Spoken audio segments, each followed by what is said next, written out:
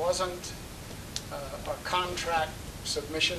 It was talking to people who could very quickly, because time was of an essence, we had to put together a package of stuff to catch somebody's, meaning this board's, attention that we needed money to do all these things. Otherwise, the window of opportunity is just going to be shut. So at the annual meeting, if I'm not mistaken, did Yes. the township approve the board spending up to what, about $130,000 Yes. for the development of this? And, I mean, that was to build the fire hall, if I'm not mistaken. There was nothing in there about like 60-some% of that being given to an architect to, in addition to the 130-some, if the feds come up with 90%. Am I mistaken someplace? Just a second. For starters, the attorneys take exception to having making a levy conditional. So it could be the whole thing, that levy gets thrown out. That's why I raised the point to the board a little earlier. They have to, since they now have a contract in place, they're on the hook to pay $66,000. That's the rock bottom minimum, but it does provide us with this package of stuff.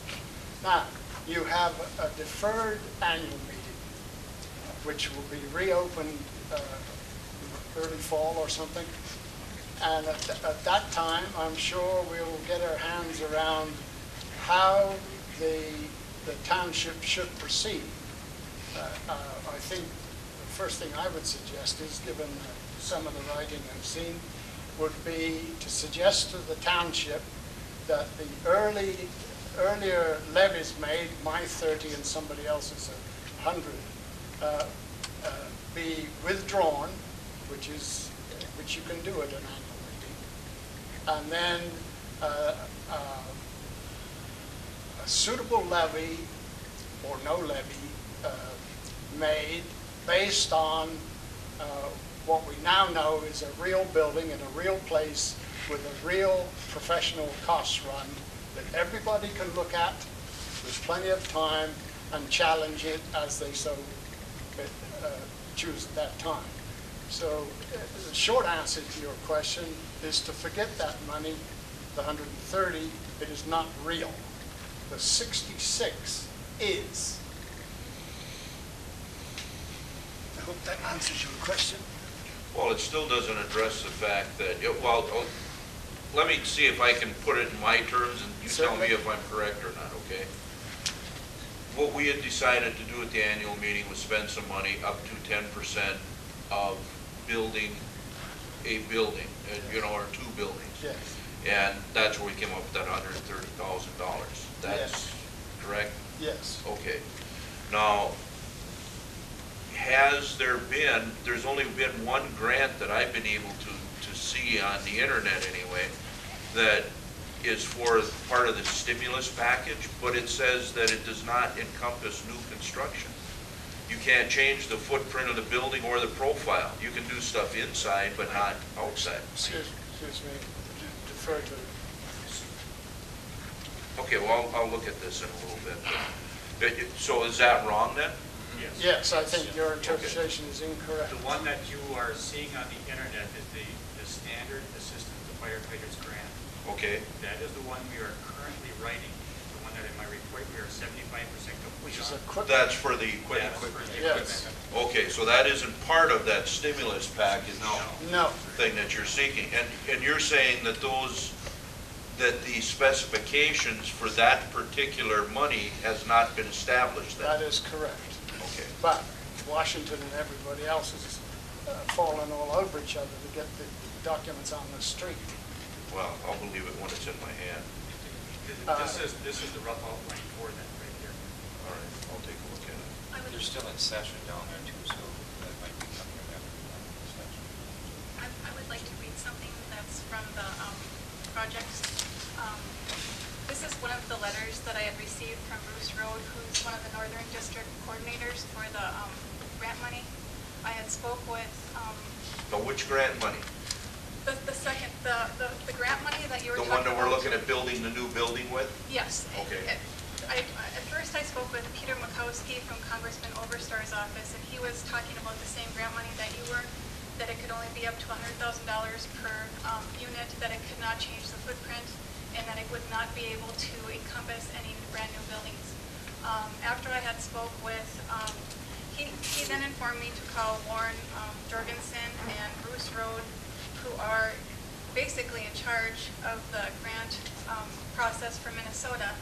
And after I had spoke with... Can I clarify that? They're in charge of the education of the grant process. But they also help who does get the funding. No, they don't. That's not what I am told, Mark. By them, I have letters. So I would actually like to read this letter, if that's okay with people. Bruce Road actually wrote, and I did send this out to some people, that Julie's Weeple, I am on vacation May 7th, but we'll see what I can do to possibly attend your township board meeting. No promises. It was his birthday today, so I'm assuming that's why he did not show up, because he's on vacation. As we spoke about your situation today regarding the new building of a new fire hall, or no, our new satellite fire station, and remodeling and adding on of your existing fire station, neither of these projects are eligible for grant funds in the current Assistance to Firefighter grant that is open right now. The current program is restricted to a cap of $1,000 or about $100,000 and is for specific areas such as adding in a sprinkler system, fire alarm system, or vehicle exhaust system, but not changing the footprint of your existing building. We anticipate that there will be another program opening up in June or July that is part of the presidential stimulus package that will allow new construction of shovel-ready projects across the country. Although no one has seen the program guidance document, yet we anticipate that this program will be very limited, very selective, and very competitive. The only will be only $3 to $4 million available for the entire state of Minnesota. And I know of at least 10 other fire departments that have been working on building new fire stations for several years and are ready to go to bid if they can find a funding source. The odds of getting a grant in this first cycle are going to be very low in my opinion. Be very careful to follow all local, state laws regarding your expenditures, bids, engineering work, etc., as a deviation from required procedures may make you ineligible for any federal grant funds.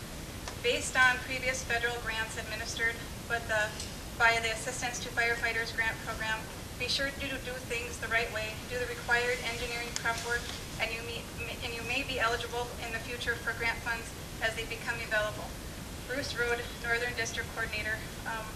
And these are the people that Congressman Oberstar's office told me to contact, and Congressman Oberstar is actually part of the group that actually wrote the bill. So I'm not saying that, I'm just trying to educate people as much as possible.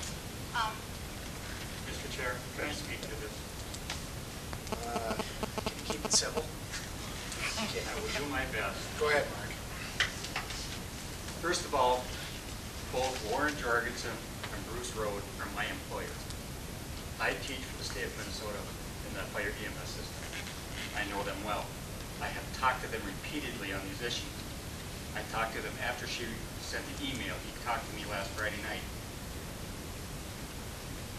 His outlook on this was due to the way the information was given to him that we were in violation of state law in applying for the grants or moving ahead with the building project.